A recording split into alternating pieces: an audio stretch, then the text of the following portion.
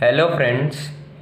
तो आज हम लोग जानने वाले हैं कि वन एटॉमिक मास यूनिट मतलब 1 AMU ऑफ मास जब डिस्ट्रॉय होता है, क्या होता है, डिस्ट्रॉय किया जाता है, तब कितनी एनर्जी निकलती है, तब कितनी एनर्जी बाहर निकलती है। ठीक है, तो हम उसके बारे में जानने वाले हैं।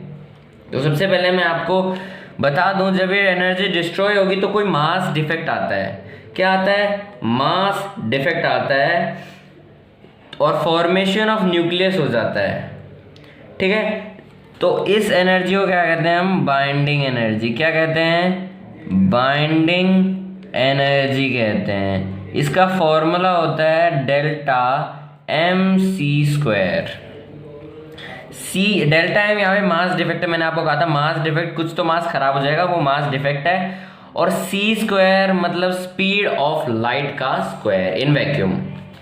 तो हम निकालते हैं, तो हम मान लेते हैं कि मास डिफेक्ट आया है एक प्रोटॉन का या फिर एक न्यूक्लियॉन का भी मान सकते हैं।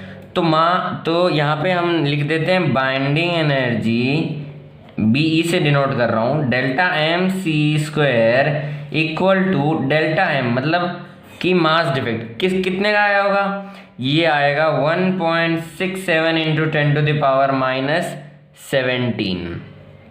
ठीक है, ये इतने का आया है, इंटू 3 इंटू 10⁸ का स्क्वायर।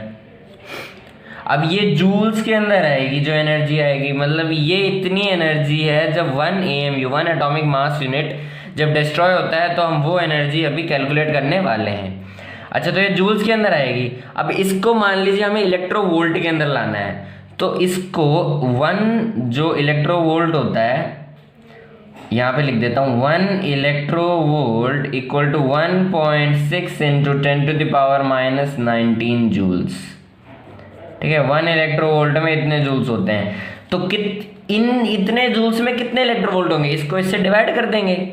अच्छा, तो अब आगे लिखता हूँ अगले स्टेप में 1.67 into 10⁻⁻17 into 9 into 10⁻16 upon 1.6 into 10⁻⁻19 इलेक्ट्रोवोल्ट्स। इसकी यूनिट चेंज हो गई है, जूल से इलेक्ट्रोवोल्ट आ दिया, क्योंकि डिवाइड बाय 1.6 इंटू 10⁻⁻19 मैंने यहाँ पे कर दिया है।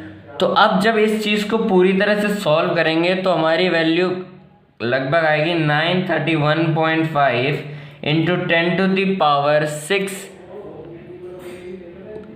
वोल्ट आएगा, इलेक्ट्रोवोल्ट आएगा। ठीक है, हमारी ये वैल्यू आ जाएगी। अब 10⁻6 को क्या लिख सकता हूँ? मेगा। तो यहाँ पे लिख देंगे 931.5 मेगा इलेक्ट्रोवोल्ट। ठीक है, अब देखिए 1 यूनिट चार्ज है, ये जो मास होता है ये 1 यूनिट का होता है। ठीक है, 1 यूनिट मास है, तो 1 यूनिट का मास है, इंटू में c का स्क्वायर किया, मतलब स्पीड ऑफ लाइट का स्क्वायर कर दिया, तो 1 यूनिट ऑफ मास, देखो एटॉमिक मास यूनिट यहाँ पे आ गई ना, 1 यूनिट। तो 1 यूनिट ऑफ मास जब डिस्ट्रॉय होता है तो इतनी आती है। c² को नीचे ले जाएंगे तो इसकी ये जो पीछे मेगा इलेक्ट्रोवोल्ट लिखा है, इसके साथ स्पीड का कूलम्ब स्क्वायर भी लग जाएगा, तो आ जाएगा 931.5 मेगा इलेक्ट्रोवोल्ट पर c²। ये आ गया हमारा एटॉमिक मास यूनिट। जब एक एटॉमिक मास डिस्ट्रॉय होता है तो 931.5 मेगा इलेक्ट्रोवोल्ट की जो एनर्जी है वो रिलीज होती है। Thank you.